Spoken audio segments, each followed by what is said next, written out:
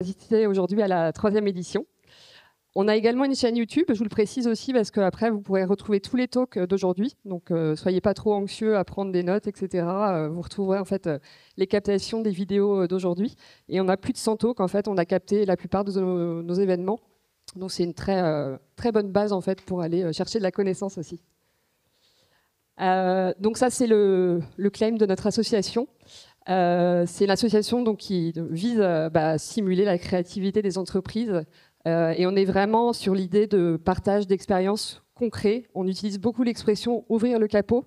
Voilà, on est vraiment dans l'idée de partage pragmatique, en transparence. Donc c'est ce à quoi vous allez assister aujourd'hui. Ouais, donc le but c'est, en fait, on est en train de vivre une révolution incroyable. Personne ne sait exactement qu'est-ce qu'il faut faire, comment utiliser cette technologie. Et le parti pris de l'association, c'est de faire parler des gens qui l'utilisent vraiment en production concrètement. On essaye de trouver les meilleurs, donc les speakers, voilà, vous allez voir. Ils font tous des trucs incroyables. Et donc voilà, on fait parler des gens qui l'utilisent vraiment, avoir des règles très concrets, et on essaye aussi de simuler les échanges entre les membres de la communauté. Et on va en profiter, comme à chaque fois dans la conf, on va vous demander de vous présenter à vos voisins, et on va démarrer par une petite session de 2 minutes d'échange entre voisins. Et voilà, vous avez 2 minutes pour parler. Et avec les gens devant ou derrière vous, voilà, si vous connaissez vos voisins. Pour faire connaissance, et ça démarra bien la journée.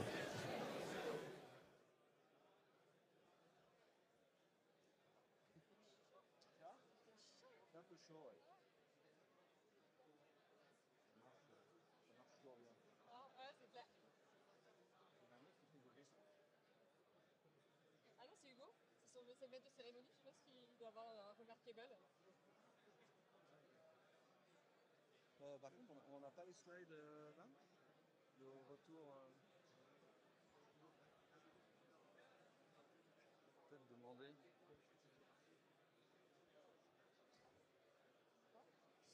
Est-ce qu'on peut avoir le retour des slides sur le. Pour l'instant, on n'a pas ce. En fait, on regarde là, alors que je pense que. En fait, c'est mieux, je pense que c'est plus facile si on est là. En fait, les speakers, on leur a dit de se mettre où normalement? Bah, où ils veulent en fait finalement, mais c'est vrai que c'est bizarre qu'il n'y ait pas le retour. Ouais. Et par rapport à la caméra, ouais, c'est vrai qu'on. Ah oui, la caméra. Je crois qu'elle est un peu tournée vers là, mais il y a un caméraman donc.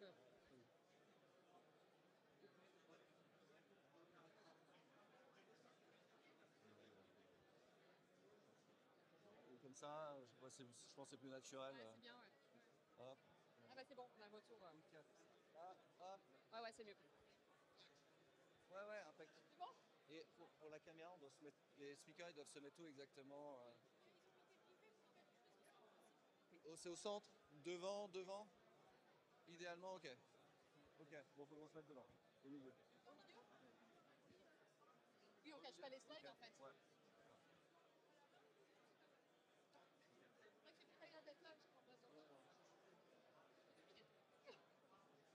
Alors là, il faut read the room.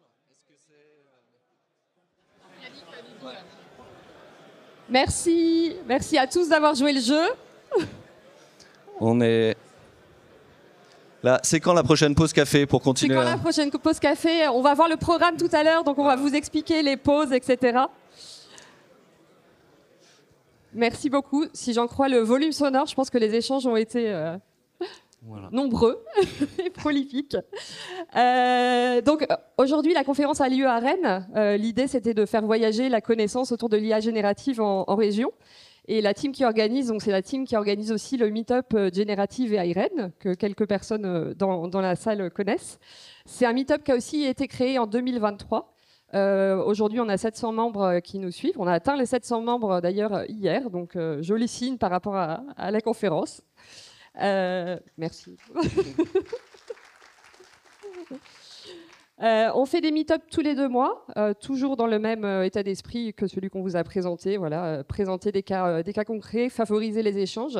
Tout le monde est bienvenu pour proposer des sujets, des lieux d'accueil. On est vraiment très ouvert. Et le prochain, si vous voulez noter, donc, aura lieu le 6 novembre 2025 chez Zenica, à Rennes. Et donc pour participer, il suffit de s'inscrire, de nous chercher sur meetup.com et de rejoindre le groupe.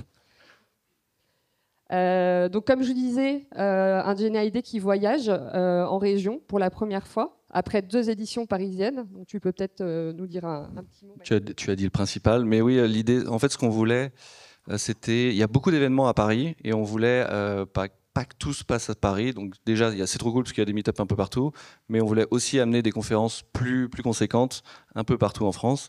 Et pour l'instant, c'est pas très structuré pour les prochaines éditions. La prochaine étape, ce sera de motiver un pôle d'une autre ville ou l'équipe Rennes s'ils veulent recommencer pour faire ça, voilà, ailleurs que Paris l'année prochaine. Et donc, je vous présente l'équipe de GNI Rennes, qui tout le monde est présent aujourd'hui. S'ils peuvent lever la main peut-être dans la salle pour qu'on les reconnaisse. Ah, mais ils sont tous au fond, il y en a un peu par là. Ouais. Voilà. Donc on a tous des t-shirts. Voilà, vous nous reconnaîtrez avec nos t-shirts. Voilà, ils ont bossé comme des dingues pour préparer cet événement. Je précise qu'on est tous des bénévoles dans l'association. Donc voilà, il y a eu un super engagement de l'équipe et merci beaucoup à eux. Et on a aussi donc des autres meet-up partout en France qui sont là aujourd'hui. Pareil, je vais les inviter à lever la main. Donc il y a Maxime qui est sur scène, mais donc il y a la team de Paris, de Nantes, de Dijon, de Lyon. Donc levez la main aussi, que les gens puissent vous reconnaître. Et voilà, n'hésitez pas à aller leur parler si vous voulez en savoir plus sur les initiatives dans ces différentes villes. Et ça marche beaucoup par le bouche à oreille. Donc si vous connaissez des gens qui sont dans ces villes-là, n'hésitez pas à parler de nous. On n'est pas très bon en marketing, donc peu de gens nous connaissent encore, même si on grossit. Donc, n'hésitez pas à pinguer les gens que vous connaissez dans ces villes. Eh ben, je te passe la parole pour un petit point tendance sur le sujet de l'IA générative, histoire d'introduire le sujet, de rafraîchir les mémoires. Je me mets en danger, je joue Madame Irma pour essayer de prédire le futur et pour voir à quel point on s'est trompé ou pas. Je repars en arrière. Du coup, il y a 1 an, il y avait O1 qui sortait et en fait, il y a toujours cette discussion qui revient régulièrement, c'est est-ce qu'on a atteint un plateau ? Par exemple, est-ce que les LLM ont atteint leurs limites ? Est-ce qu'ils ne vont pas devoir grossir tellement exponentiellement que ça ne va pas devenir rentable ? Ce genre de discussion arrive tout le temps. Et en fait, ce qu'on voit, c'est que les LLM continuent de deliver. Un des trucs qui m'a le plus impressionné récemment, c'est un modèle généraliste d'OpenAI qui n'est pas encore sorti, mais qui a pu résoudre des problèmes de maths des Olympiades internationales assez compliqués. Alors pour les gens qui aiment bien les maths, vous pouvez lire le sujet. C'est pas facile. Moi, je l'aurais pas résolu. Je pense pas que je l'aurais résolu. En tout cas, j'aurais mis beaucoup de jours pour y arriver. Et le modèle a réussi en quelques heures. Donc ça, c'est aussi intéressant. Et sans faire de recherche Internet. Donc c'est vraiment du pur reasoning où ils arrivent à craquer ça. Ce qui est assez hallucinant, c'est qu'on arrive à, du coup, les capacités des modèles atteignent des niveaux assez ouf. Et donc, on peut s'imaginer que les tâches les plus complexes qu'on a à faire dans nos quotidiens, il y a une bonne partie qui vont pouvoir être faites, ou en tout cas les modèles vont pouvoir nous aider à les faire. Une autre façon de voir que ça continue d'évoluer, donc il y a toujours des façons d'évaluer les modèles qui évoluent. Donc là, il y a un modèle, un test d'évaluation qui s'appelle ArcAGI pour essayer de tester un peu des capacités de raisonnement très complexes. Donc les modèles d'il y a 1 an et quelques, en fait, ils réussissent tout simplement zéro tâche, ils n'y arrivent pas. Et en fait, on voit que les derniers modèles commencent à résoudre une trentaine de % de tâches. Donc pareil, en quelques mois, c'est une autre façon de voir que ça évolue hyper vite. Un truc intéressant, il y a une grosse bataille, donc il y a un peu OpenAI qui avait toujours le lead, mais les cartes sont beaucoup rebattues récemment. Grok juste avant, qui était bien placé sur l'autre classement. Là, il y a Gemini qui revient beaucoup, qui est en train de prendre de plus en plus de parts de marché. Ce qui était intéressant parce que Google était plutôt en retard sur ses concurrents. et notamment le modèle Nano Banana qui a fait bien buzzer les dernières semaines.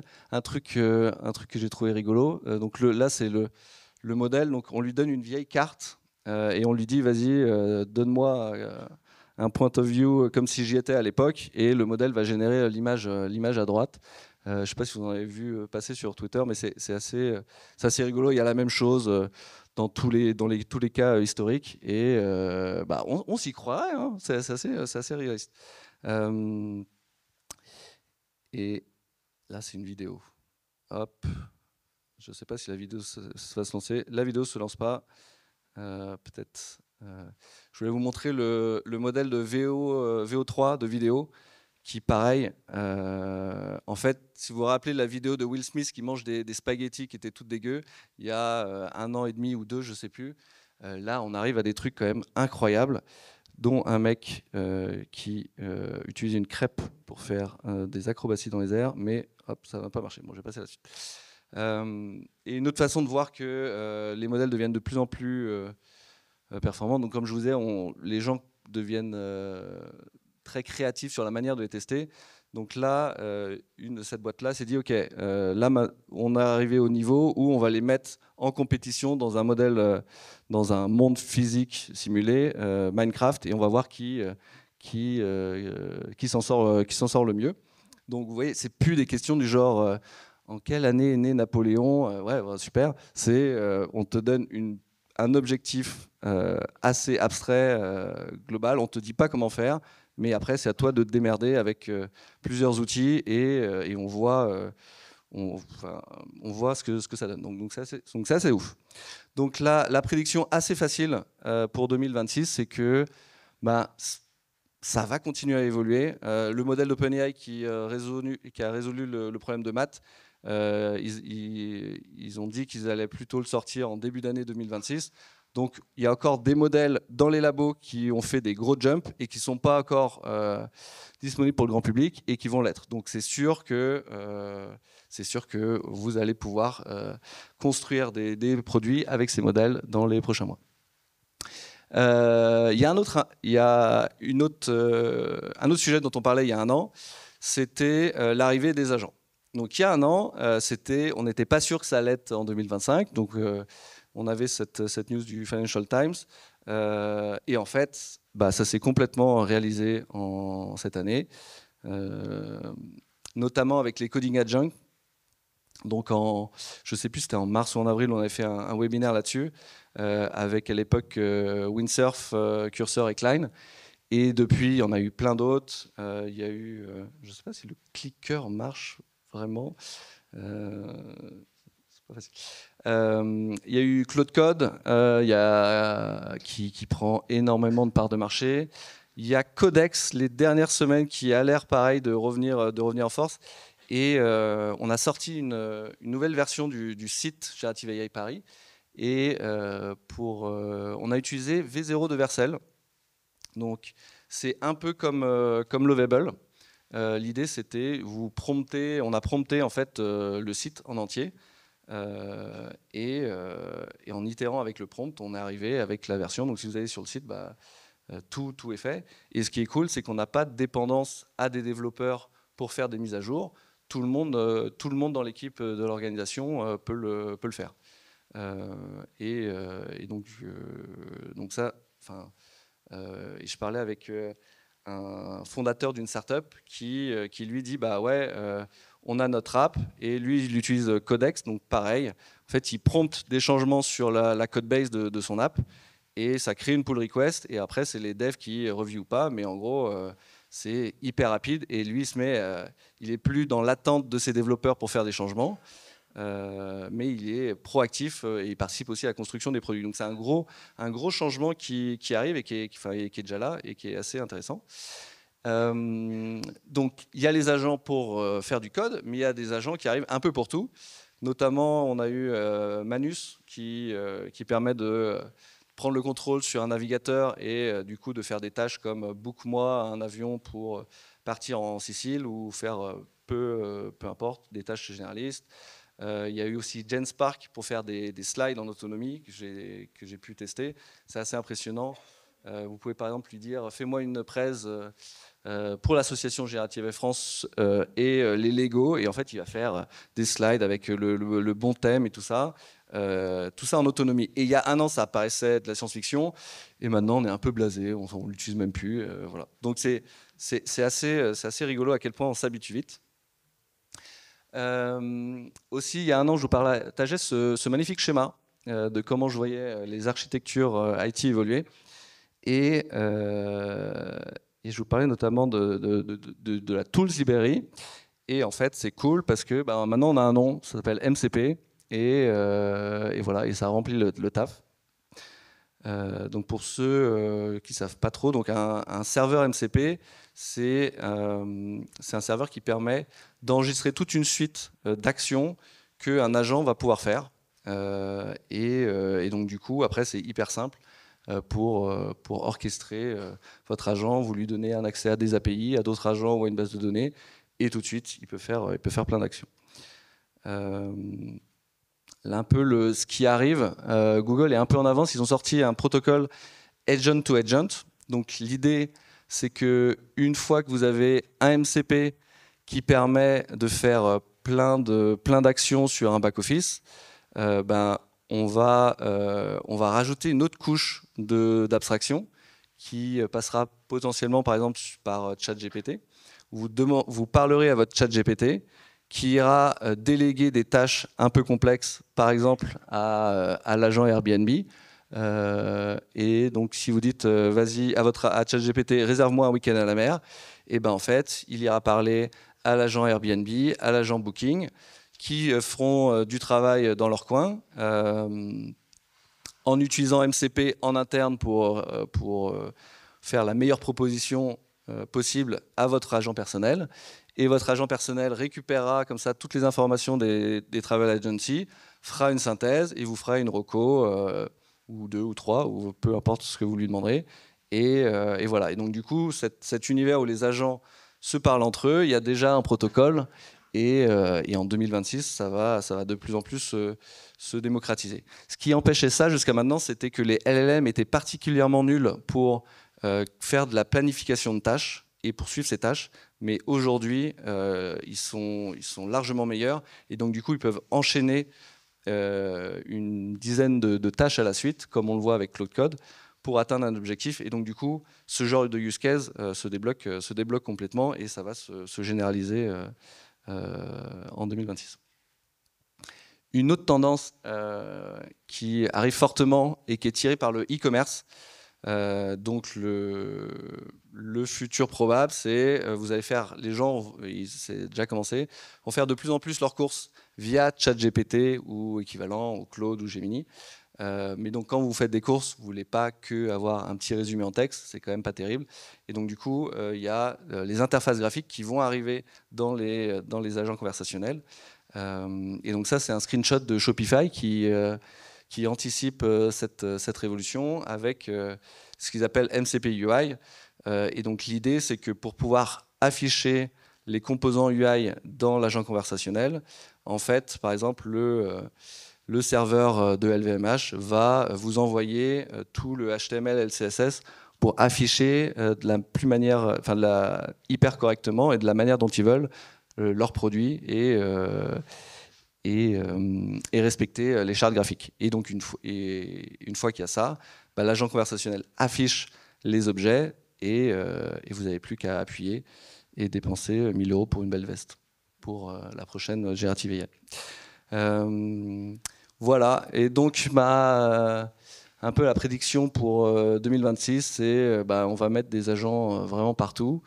Et notamment, il y a une trend qui est Lovable for X. À un moment donné, il y avait Uber for X. Et maintenant, il y a une série de startups qui arrivent, ça va être Lovable for X. Par exemple, je parlais à des potes qui ont une boîte de création de jeux vidéo. Et en fait, ils vont faire du Lovable pour la création de jeux vidéo en utilisant leur moteur, quoi. Et voilà, donc si vous voulez lancer une boîte, ça n'a jamais été un aussi beau moment. Et le Lovable for X, c'est pour vous. Merci beaucoup. Et Merci puis, Maxime. Et puis je vais laisser la suite à toi. Ouais. Merci beaucoup Maxime. On va passer en revue rapidement le programme. Ce matin, vous allez assister à 4 talks. On va commencer par la team de Doctolib. Donc on aura des moments de pause aussi qui vont tous se passer au Saint-Jacques Café en bas. On vous demandera d'être le plus discipliné possible pour remonter à l'heure. On a un timing assez serré, donc on va essayer de tenir. Idem, le déjeuner se passera au Saint-Jacques. On a une terrasse aussi extérieure. Il devrait faire beau, donc on pourra s'aérer. Cet après-midi, pareil, bien chargé. Donc on a une petite animation à 13h30, voilà, qui est une animation surprise. Voilà, on vous attend si vous le souhaitez pour cette animation. On va enchaîner avec 3 conférences, une pause à nouveau l'après-midi. 4 conférences, donc vous allez repartir avec beaucoup de connaissances. Après, donc on fera la clôture et en fin de journée, donc on fait un after work également au Saint-Jacques Café. Donc tout le monde est bienvenu. Voilà, jusqu'à à peu près 20h ou plus s'il y a des motivés. Je vous précise, oui, hein, on a mis en ligne le nouveau site donc generativeai.paris. Donc c'est là où vous retrouverez toutes les infos sur l'asso, sur les différents meet-up. Donc n'hésitez pas à vous le noter, à aller le consulter pour en savoir plus sur l'asso. Je vous parlais donc tout à l'heure de la chaîne YouTube. N'hésitez pas à la suivre aussi. Donc c'est Generative AI France sur YouTube. Un grand merci aux sponsors de la conférence, qui ont été des sponsors particulièrement, pour le coup, impliqués, et pas seulement financièrement, mais qui ont été très actifs. Je pense qu'on peut les applaudir aussi.